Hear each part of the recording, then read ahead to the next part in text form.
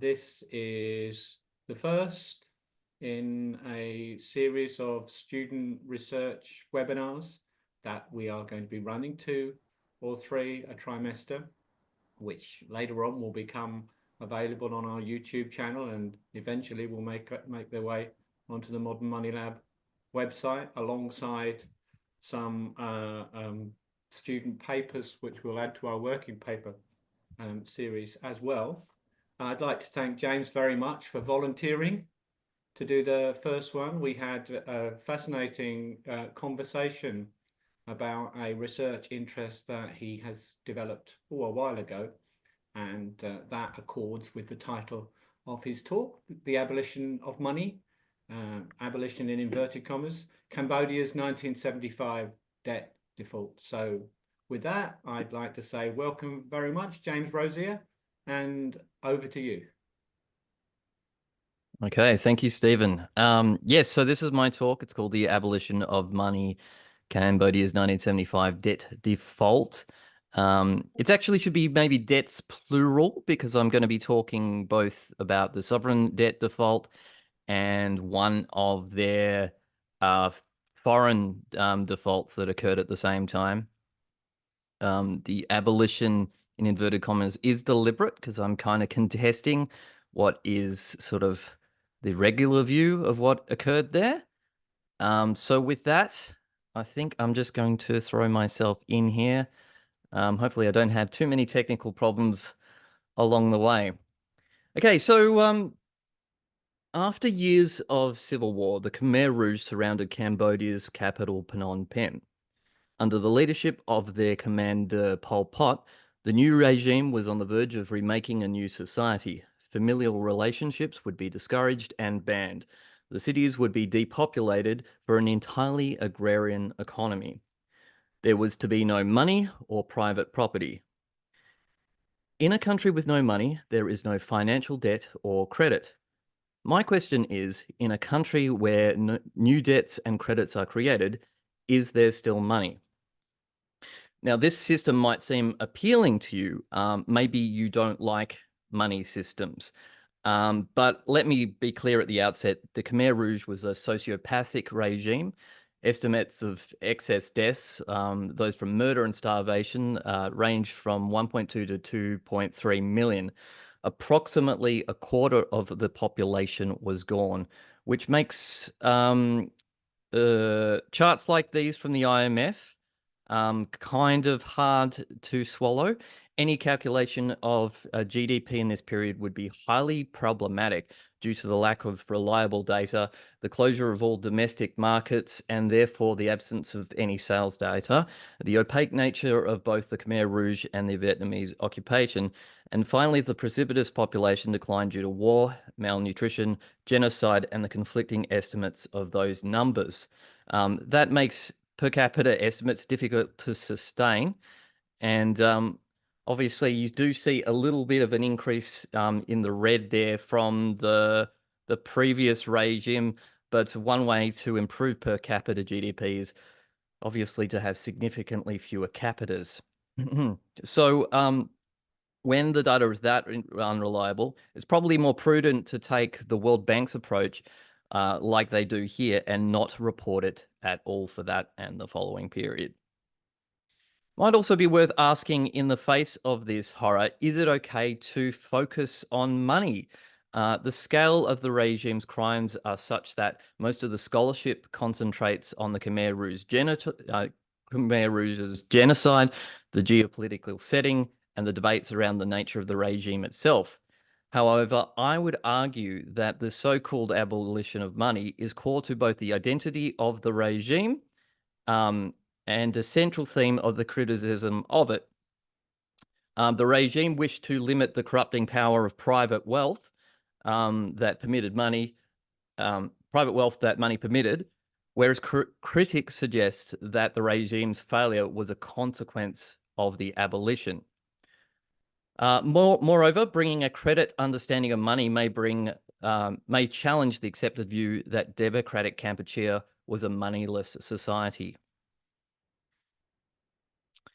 So first, I'm just going to do a timeline of events. From 1945 to 1975, the United States is conducting the Vietnam War. The North Vietnamese, the Viet Cong, are using neighboring Laos and Cambodia for supply lines. From 1965 through to 1973, the United States drops an enormous quantity of explosives on Cambodia, targeting the Viet Cong supply lines, but causing perhaps 150,000 deaths. During this period, there's a couple of regime changes. Firstly, Prince Sihanouk of Cambodia and his neutral regime is deposed by his General Lon Nol with a declaration of the Khmer Republic. Sihanouk then allies his forces with a very small communist group called the CPK and dubs them the Khmer Rouge. Lon Nol, when he takes over government there, he assumes he's going to get a better deal with the Americans, so switching from a neutral to a far more US friendly. The US government continues to bomb Cambodia relentlessly, regardlessly. In 1973, the US withdraws from Vietnam, and in 1975, it's the fall of Saigon. Shortly thereafter, the Khmer Rouge, now swelling in numbers, the bombing campaign has ensured that it's actually become quite popular to be anti-government. They capture Phnom Penh, establishing democratic Kampuchea. A mass exodus from cities is enacted, with citizens moved into collective labor camps.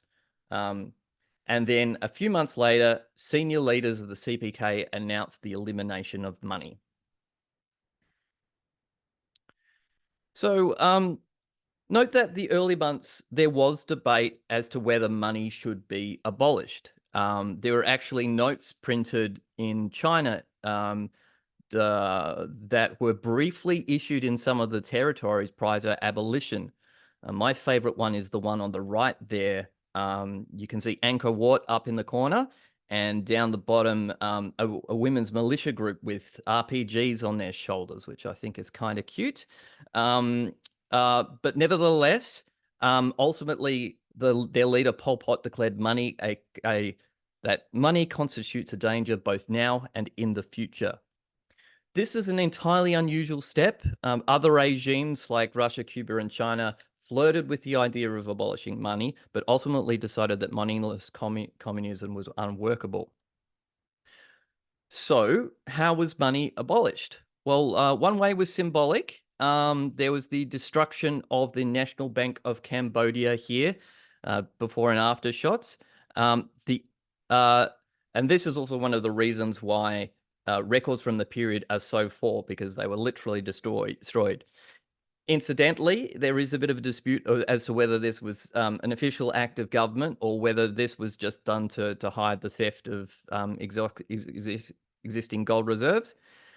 But we should note that the act of abolishing money, not so called, not only renders the coins and notes valueless, but also all financial assets and liabilities denominated in the currency, the real.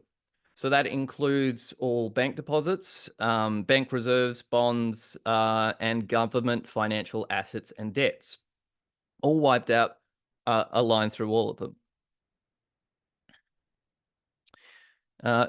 The further step taken by the Khmer Rouge was to nationalize all private property, including land, commodities, and personal possessions. The 1975 Constitution specifically stated that the means of production were the collective property of the state, and therefore all real assets were transferred to the state. So, if you visualize it, it's pretty a straightforward transaction. Something like that, the real assets go negative from the private sector. They're in the hands of the Cambodian government.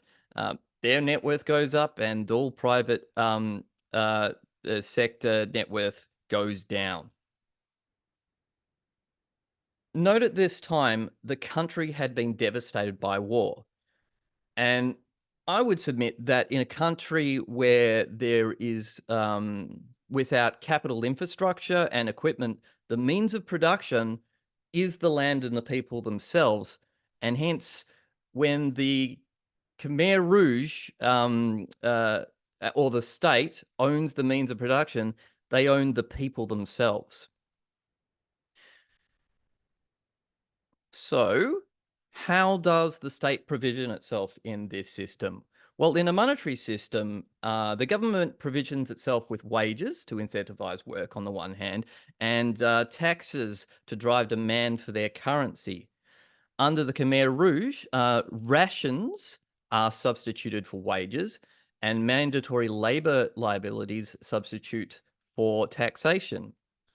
Because rations were so meagre and the government assumes all surplus production, party leaders continued the extraction of profit from workers with the substitution of rations, notably rice, for wages.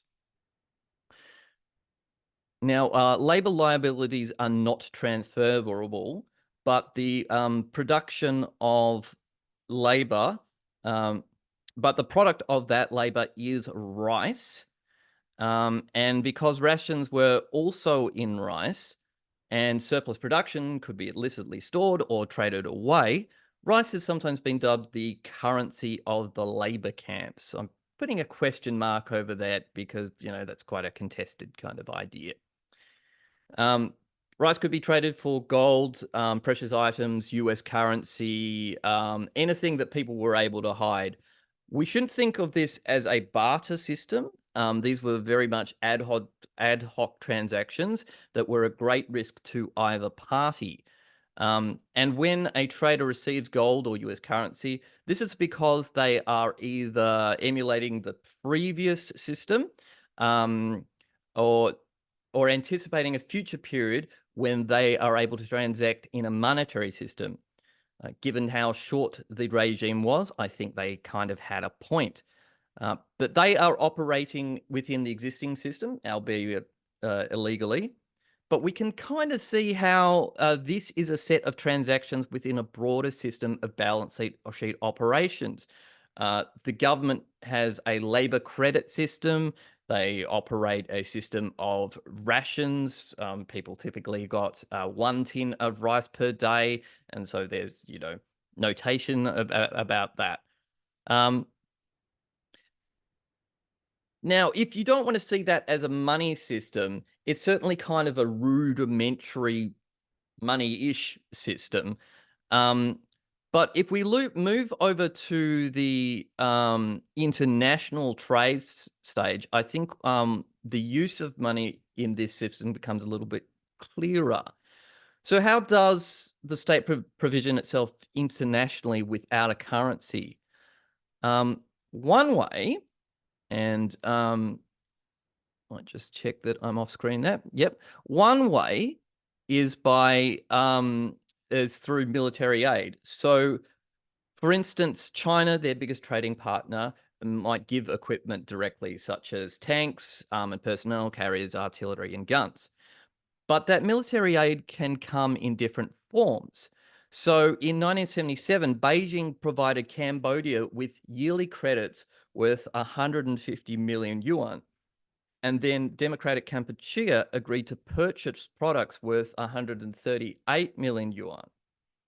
So credits and purchases. Put a pin in that. So the other way is with commodity trades. Now, this is what the state is all about. They want to send out their goods and receive other goods in return.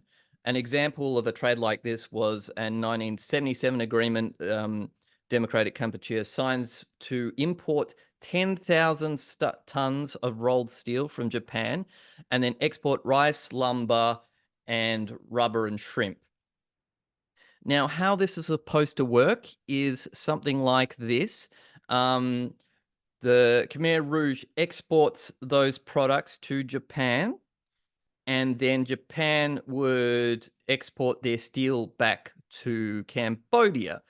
The problem is that Japan hasn't abolished money, and so they're not necessarily going to be happy just to take these commodities in exchange for their own. But they do have their own currency. They have the yen. And so what they might do then instead is say, well, we'll take the value of these items and give you a credit for that in yen. So that goes on the books in a ledger somewhere, but both in receipts that Cambodia holds, and then in the ledger that the Japanese company holds. So they're going to send that back now, once that trade can be completed. And let me see. So now that system is not so much about straight commodity trades there, but it might be closer to what one researcher Tyner calls commodity money, commodity trades. That's certainly a better better description of the sequence of what is occurring here. Now, other researchers, one of the famous Cambodian historians says that none of Cambodia's invoices contained any prices, which is a little bit confusing, but he does note that, say, in trades with China, something like, in one instance, 25,000 tons of rubber is sent to China. And on another invoice, you've got 7 tons of pangolin scales sent. And on another invoice, you've got 30 tons of deer horns sent. Now, if you're falling off your chair looking at those numbers, yes, both the Khmer Rouge was both exploitative of its people and its ecology. This is just sort of one consignment that's going to China. How this is going to work is they're going to send that to China, and China is going to then produce a credit in yuan. Again, they're sending products to China, and there's a credit that may then be used to purchase military equipment at a later point. And it's pretty much the same system, whether it's the Japanese yen, the Hong Kong dollar, the Yugoslav dinar. All of these trades existed. And in every single case, you've got a credit that's appearing on a ledger somewhere in the foreign currency. There is one exception. That's when there's these trades with North Korea. An example where they send over 5,000 units of rubber. The North Koreans are sending back an equivalent 5,000 units of various things, steel machinery and tools and such. They do notate a currency here. It's not the won, though, which is the currency of North Korea. For some reason, it is the pound sterling. That is appearing on my screen, yeah. It's pound sterling, which is kind of odd. It's my understanding this has nothing to do with the British pound. It's just something that they denominate for these transactions. They come to 5 million pounds in that case. And even when they're using a currency or a denomination that neither of these countries use, we can kind of make a T account transaction for what's happening here. In the first instance, the Khmer Rouge is producing those 5,000 units of rubber, so that we'll take that off from that side. We'll pop it over on the side of North Korea. North Korea then gets a liability of 5 million pounds over here, which also becomes an asset for the Khmer Rouge regime. Then at a later point in time, some products are bought from North Korea. They are sent over to Cambodia. They then pay for it with their 5 million pound credit, which zeroes out that number on the North Korean side. Now, if you're looking at this the way I do, it's pretty clear that what's happening here is, yes, there are commodity trades, but there is absolutely a financial trade every time we get those 5 million pounds occurring here. And so it's a bit odd that academics might look at this and say that there is no sort of money changing hands, because uh, because I think the confusion here is that everyone accepts the fact of the abolition of money occurring. The evidence is the bombing of the National Bank of Cambodia. The domestic currency, the real, was definitely gone. And when historians look at these trades, they see how no physical yen, yuan, dollars, or dinar are coming into the democratic Kampuchea. But you but you, but just as you don't need to own a single physical dollar to have money in a bank deposit, the Khmer Rouge's money existed on paper both in their receipts, their ledgers, and the balance books of their trading partners. Now, this might seem perfectly obvious if you already have a credit money understanding of what's going on here, but actually that's not the general kind of understanding that people do. And I think putting it in a ledger like this makes it pretty clear that that's sort of what's happening. The regime itself may like to think they're actually not dealing in money, and it's not really clear whether they believe that or not. It certainly helps them to obfuscate what they're doing the from the public. They're saying we're not using money, but I think it's pretty clear that they are in this case. So all their transactions, all their trades do get denominated in something. It's not just units or tonnage. So, so what happened to all Cambodia's historic debts? And I'm talking debts that were accrued before the Khmer Rouge regime. We've seen how the local currency debt was abolished. There were other debts that the previous regimes had accrued. There were IMF loans, there were parish club loans, basically all of which have either been restructured, repaid, or forgiven in many, many later years. The Khmer Rouge itself was not picking up the phone to any of these organizations, but sort of later versions of the country have sort of put a line through those.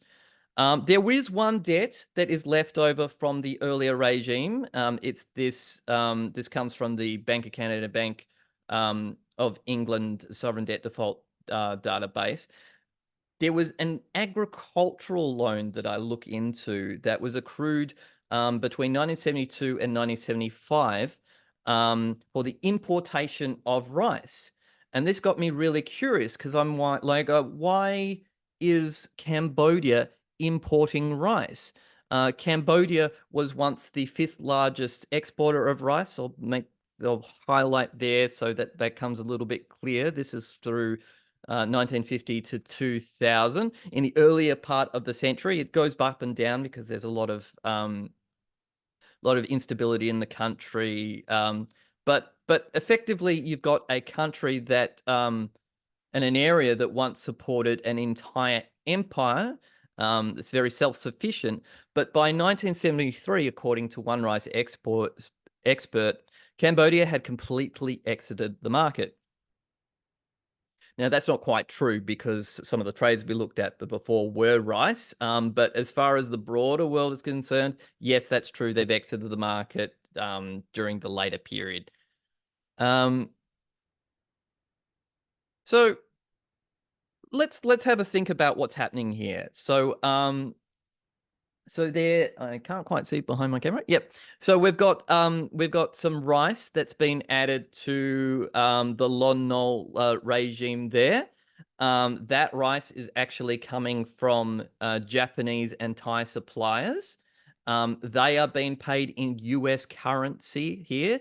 That US currency is coming from the United States, and the United States is financing that with a loan to the Lon Nol regime, which it becomes their asset and becomes the liability of that government. What's happening at this time is, actually, one more thing subsequently. That rice is subsequently eaten, and the net worth of the country does go down, but the loan still persists. I think that's an important thing to say because these agricultural loans are basically food loans, which are eaten because the population needs to eat. So what's happening during this period? This is another map with Cambodia there. You can see the Ho Chi Minh Trail there in black.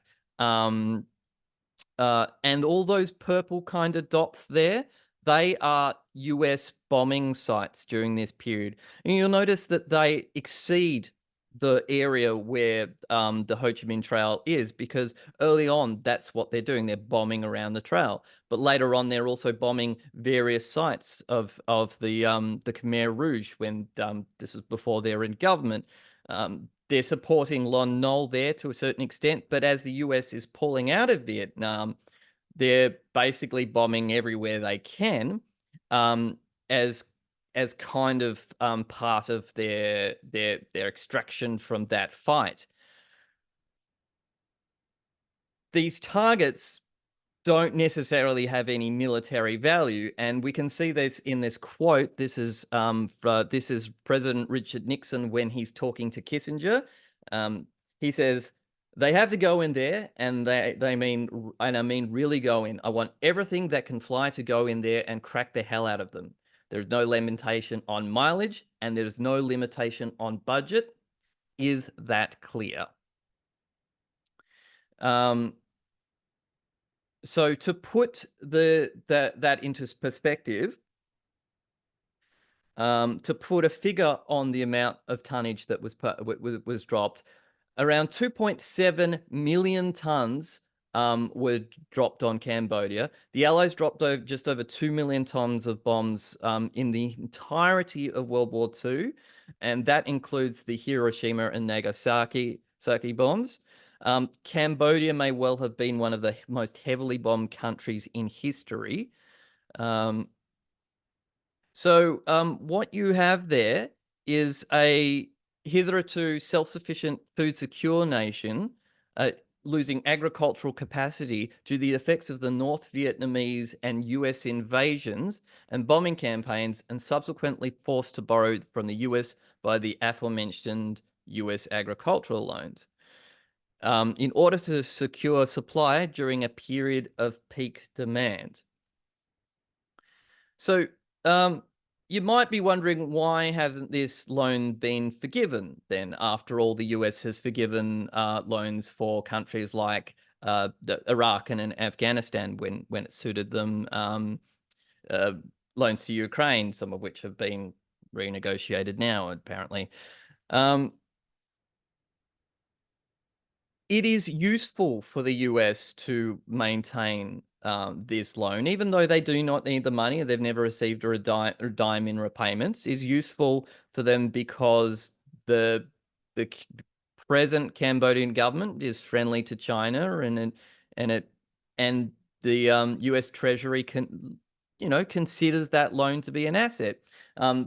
Even though the regimes have changed multiple times over this period, if we come back to the modern period, that loan has increased in size over time, both as an asset for the US and a liability for the Cambodians.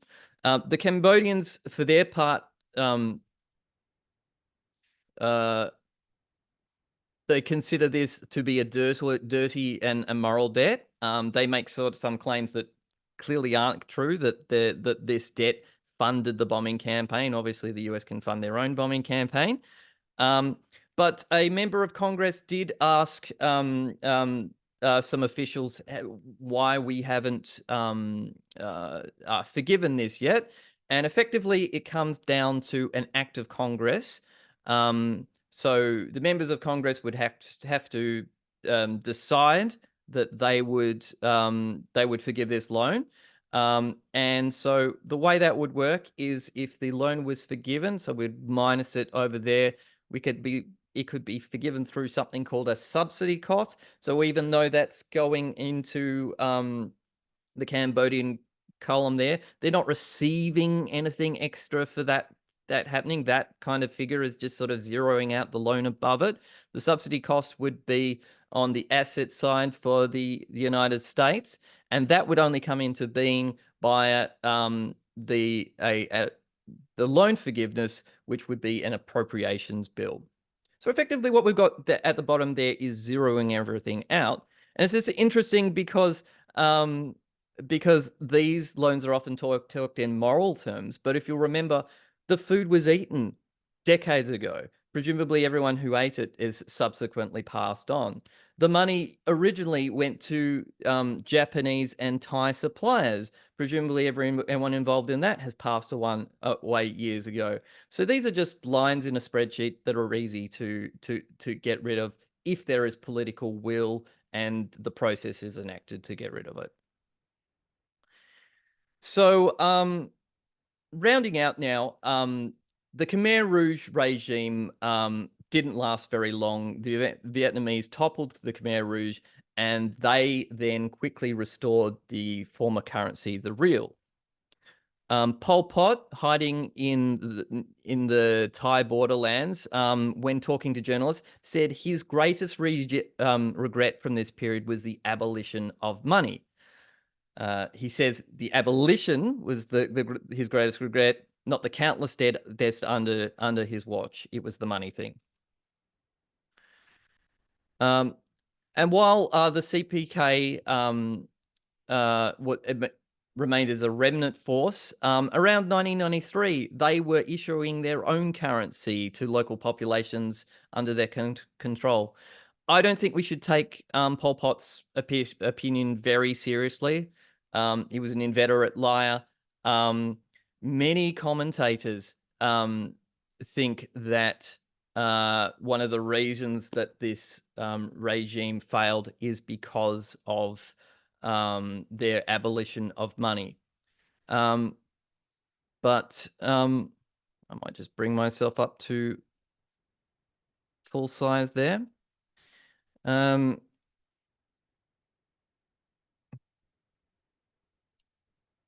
James, can you see the chat? There's a really excellent question from Jesse there. Sure. Well, I'll get to questions in a moment. I don't think you can say that because the regime was, I don't think that you can say that the abolition of money was the reason they failed. Because the regime was so outrageous, so extreme, it would have likely failed regardless. You cannot commit genocide against your own people and then expect them to willingly fight for you in a war you start with the Viet Cong. The Khmer Rouge regime doesn't tell us much about a moneyless society either, because the regime continued to trade in foreign currency. All they did was abolish their existing domestic currency. They did so in favor of a domestic labor credit system and an international trade denominated in a range of foreign currencies. And they operated a system of balance sheets without the flexibility that the sovereign currency affords. But more importantly, the abolition of the domestic currency did not achieve the state's aims of removing the source of corruption, because corruption is the use of power to acquire undue resources.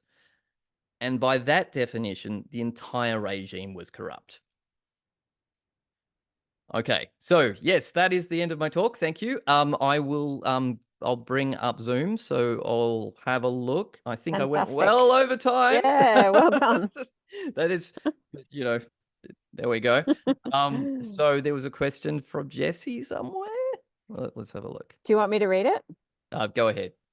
So just when you were talking about the abolition of money wasn't the cause of the downfall of the regime, and Jesse's question is, given the total devastation of their population and agricultural output, we might have expected to see hyperinflation, and in a perverse way, perhaps the abolition of money might have saved Cambodia from hyperinflation.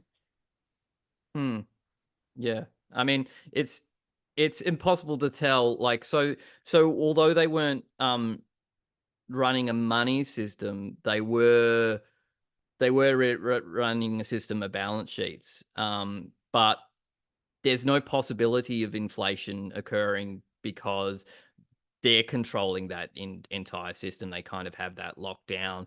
And because rice can be thought of as a currency there, if you like, but they kept that ration to a standard amount, or they varied it whenever it suited them. So people were typically given a can of rice for adults and half a can for children, and that didn't matter whether the people were starving. All that really mattered was the aims of the regime itself and their wants and needs. They wanted military because they wanted to perpetrate war against their own people and against the Vietnamese. Yeah, I don't know. Any other questions? I did study other parts of more modern Cambodia as well. Yeah. Where did you find out all of this fascinating stuff? How did you research it? Just tons of reading. Too much reading. There are some incredible historians. Cambodia, and particularly this period, is a fascinating country. So there are a lot of incredible researchers in this space. I don't, as far as I'm aware, no one's ever looked at this with a sort of a credit money kind of MMT understanding of that. So I guess that's new. But there are people who've definitely looked at the books. Like, so one of the great sources here is Ben Kiernan, who's originally Australian historian, and he's had done a ton of interviews of people on the spot, speaks Khmer, has looked at all the documents. So my interpretation is often of their writings. And so I have to put a sort of a caveat there, is I'm interpreting them, and until the point where I can actually see those documents myself, or, you know, get them interpreted, it becomes, it's just sort of interpreting their writing and passing it out. Yeah. How did the regime do its own accounting? How did it organize itself? Was there a unit of account? So that's actually one of the questions I have. That question around when they were denominating things in pound sterling, I think it was purely for these exports. I don't know if there was any other system of accounts inside the government. Like, a lot of this stuff exists, so, you know, it's available to research, and then some of it doesn't exist. So I haven't got that far with it, but you know, they theoretically they wanted to be just a commodity country. So they wanted to count things in, you know, tins of rice, in scales, tons of scales of pangolins, in tanks and so forth. And that's how they kind of wanted to see the world. And I think it's when you actually come to, you know, interacting with the outside world and then just their system accounts, that they actually find it actually becomes useful to use some sort of other unit of account.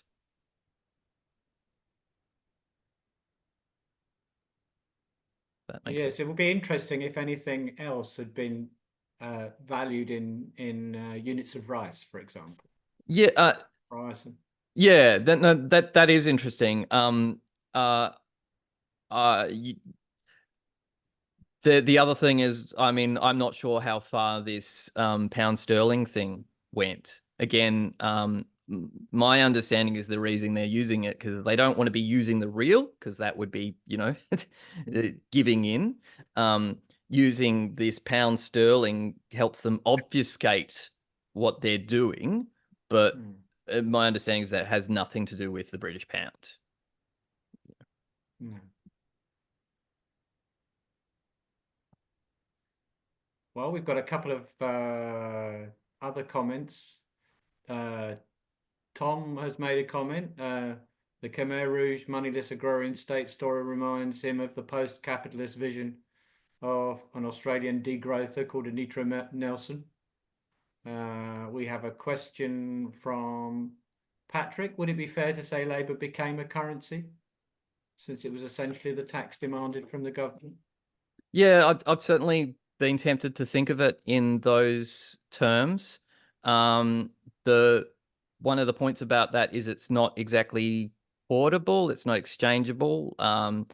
That labor liability is demanded of the individual. You can't then substitute that unless there was a situation where that was payable, say, in units of rice that you had to procure. And then there might have been a situation where someone was able to procure rice from someone else, and then they were able to effectively discharge that liability, via the commodity rice. That's possible. I haven't come across that exactly. What I would say about that is that many of the people who were coming from the cities were not farmers. They're ordinary people. The people that were from the cities were suspect because they were associated with the previous regime. So the people who were the farmers were in a slightly more privileged position within that government system, but also because they were better at producing rice. So they were much more likely to have a surplus. They were much more likely to be able to then secrete it and then trade it away for whatever else that people had. So yeah, it becomes an interesting question whether labor or rice, or in some cases gold, is sort of the the currency of the labor camps. So have you just basically explained to us that unless we revert to small communities of 100 to 150 people, it's simply impossible to abolish money? Well, yeah, I mean, I would think that on a larger scale of organization, some kind of unit of account just makes sense. There are a lot of people that when I talk about this, their eyes light up when we talk about sort of a non-money or moneyless society. And I always kind of caution that this is a terrible example of any of this, because it's so extreme. It's very difficult to take a lesson about how any of this works, in inverted commas, because none of it worked. Like, the regime collapsed. So it's a terrible model for this. So it's really, what I'm doing here is just kind of getting in and describing it and saying, actually, I see things here that I recognize as, using credits and debits, so have they really done what they thought they were doing? And so I don't think it plays any kind of template of how a moneyless or post-money society would really play out. You're getting me thinking about Donald Trump here a bit, in a way, in that was this deliberate and planned, or was it chaotic and unplanned, and what Pol Pot was something different to what Pol Pot was actually trying to achieve? So a lot of this is planned. I mean, like, a lot of these kind of, they had huge committee meetings and discussions about, what their plans are going to be, and that sort of thing. They were just basically wrong about everything. So So they weren't trying to kill off a quarter of the population. That's what were they trying to create mass malnutrition and the deaths of 25% of I don't know country? about that. I would submit that they certainly didn't. That was a very low priority for them. So they were very. I mean, there are meetings where, officials are saying we have to get capital, which is quite funny, for the sort of regime they were trying to be. They have to get capital in order to increase the productive resources of the country. So again, Cambodia's just been devastated by civil war, the US bombing campaigns. All their rice mills have basically been destroyed. So, as I suggested before, the means of production are the people themselves. So they're going to run them into the dirt in order to do export rice to buy, say, chemicals for or some sort of other production, but particularly military stuff. And there are examples where they forego what would be an obvious medical supply in order to get their own priorities. And I think the clearest example of this is you've got people who are experts in their field that could have helped with the regime, and instead they're being sent. I mean, does it make any sense to send a doctor to, you know, to harvest a rice paddy? You want them in the field because you suspect that they might have something to do with, because of their education, they might have something to do with the former regime. That's really fascinating. Thank you very much, James. Does anyone else want to ask James? I just wanted to ask about the, I guess, seems like a weird question, but did looking into this have an emotional toll on you? Because it's like one of the most awful things that we know about that has ever happened in history. Yeah, I mean, occasional kind of anger stuff. Like, I mean, looking at the stuff about the loan forgiveness, particularly when I was looking at the sequence of events that sort of led to that, you know, it was sort of piecing things together. I didn't quite, because when you're reading this, you're usually reading a little piece of something, and then you see a line that says, "Oh, US agricultural loans," and you're like, "What's that?" "Oh, it's rice." And I'm like, hang on, rice is something that Cambodia is very good at producing. There was an entire, you know, Khmer Empire that came out of their ability to produce this. So why does this not exist?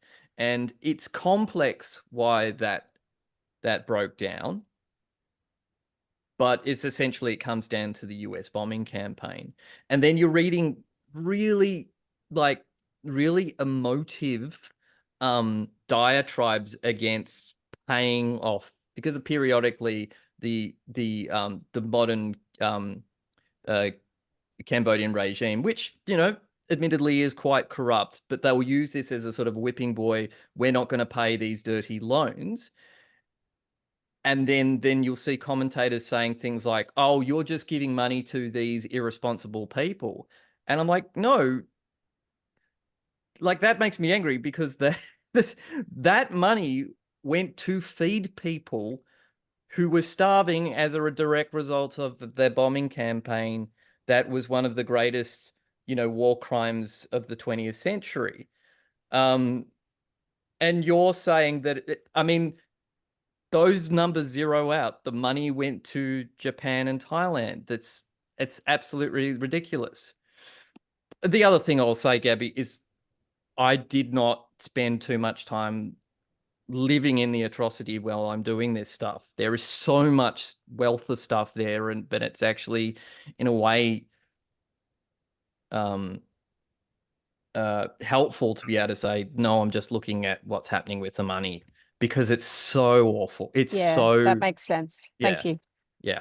There is one question which I still have, which is we see Fadel and Dongo and others talking about building monetary sovereignty. How do you go about building monetary sovereignty in a country with a collective memory of the, in inverted commas, abolition? Well, Cambodia's a interesting case, because modern Cambodia is highly dollarized. So we would say in MMT that they don't have much monetary sovereignty. And it has been speculated that one of the reasons why they use the US dollar is because they've been so traumatized by the abolition of the real that they don't really trust it. And there might be some truth to that. But actually, kind of one of the real main things that happened is when the UN intervention occurred in the early 90s, that it was one of the biggest interventions in history at the time, and they came in with massive of US dollars, and the system at the time didn't really cope with that.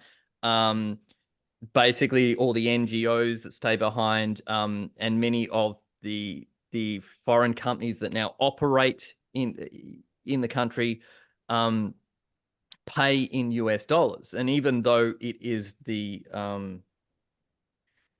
official policy of the government to be to become less dollarized, they peg to the US dollar. So you'd have to have kind of a wholesale change of the way things work. Again, as I mentioned before, that regime is pretty corrupt. So there are people who are benefiting from the existing system without wholesale changes in the way their system of government works. I mean, basically since the 90s, it was the one guy, Hun Sen, who was in charge of Cambodia. His son is now in charge in basically, ridiculous elections. So, a country like that has got a long way to go. If we ever are talking about monetary sovereignty, they're pretty good at pegging, to the US dollars. Like they can do that. So, that kind of works for them for doing that. So good on them. But yeah. I mean, you've got to stop having companies pay in US dollars. They're actually doing some interesting things with digital currencies. One of the things that's quite problematic for people on the streets is, they're not necessarily familiar with the notes. The notes are often, they're confusing. Literally writing out, all these numbers on a price label becomes difficult when so it's a pain in the ass, but actually using digital versions of the Cambodian currency makes it a lot easier. Yeah. Thanks very much. There was a question from Susan as well. Oh, yeah? Can you see that? Just a bit further up. Yeah. Okay. Did the marvelous exploration grow out of macro assessment? Yes. Actually, this entire thing just came directly from Scott's class. And the feeling of responsibility of the horrific. You've kind of answered the second one in a way. Yeah. So yes, entirely from Scott's class. I wasn't sure which country I was going to choose for his first assignment. I literally did a random number generator in Excel and ended up with Cambodia. And then what happened is I was presented, when you go into the Bank of England, Bank of Canada database there's usually an explanation of why an individual country has had a sovereign debt default. And what they say there is, oh, it's because of the abolition of money.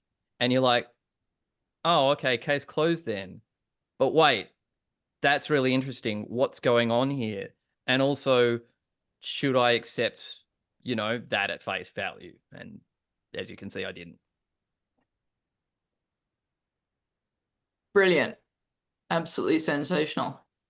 I think everybody in the macro class really ought to see this. Well, maybe after they've done their assessments, it will terrify them, I suppose, if you do it too early. But I think this is a special case, but I am certain that everyone who's done the macro class have done an equally interesting version of this in a different kind of way. Cambodia is a really unique case, so it's particularly interesting because of that, and also because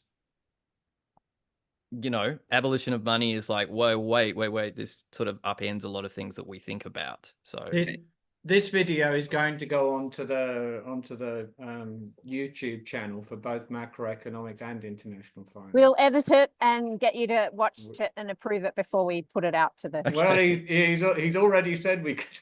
Yeah. So yeah, yes, but absolutely we will. Yeah, that's terrific. You've become a genuine expert in this topic, James. Oh, I don't know about that. Like it's you very must write look it at this down subject. at some point. There are so many incredible people who've spent a lifetime looking to this. So what I know in my little finger, or what they know in their little finger is pale. I don't know what I'm trying to say is I know nothing about this, but I know something about it. You also have an MMT lens to understand it with, which most of them don't. Yeah, and I think I have empathy for them for not necessarily having that. They're doing important things, looking into the history of the genocide. They are, but it means you've got something which is important to say. Yeah. Well, thank you very much. Such a great talk. Yeah, that was. John has posted in the chat the 3CR interview that James gave with Anne and Kevin. So definitely worth a listen. Do you want me to just post that link again? Hopefully you can all find it. I just flung it in there again. Yeah, so thank you, James. What a fantastic presentation, and yeah, so thought-provoking, and lots of great comments in the chat. Make sure you read them. Patrick says, this was really well produced. Thanks for making me smarter. Yes, thank you very much indeed, James. We very much appreciate you doing this. Yes, it's fun. Yes, and we look forward to future. Congratulations on being the webinars. first of our students to give a talk like this, and we will be having more. I think we've got on the runway, we've got Marcus and who's the other one? Darren, excellent. So this will be organised probably towards the end of term and in the mid-trimester break. It's been really fantastic, and we'll put this on our channel and share it around. Absolutely. And yeah, Tom says, write it down and publish it in ERA. Well, yes, you could certainly publish it in ERA. You can publish it in other places. Yeah, definitely. Well, yes, that's terrific. And thank you everybody for coming. Thanks again to James. From in our time zone, this is a marvelous way to start a Friday. Yeah. Well done. Thank you. Okay. Now, how do I finish the ending?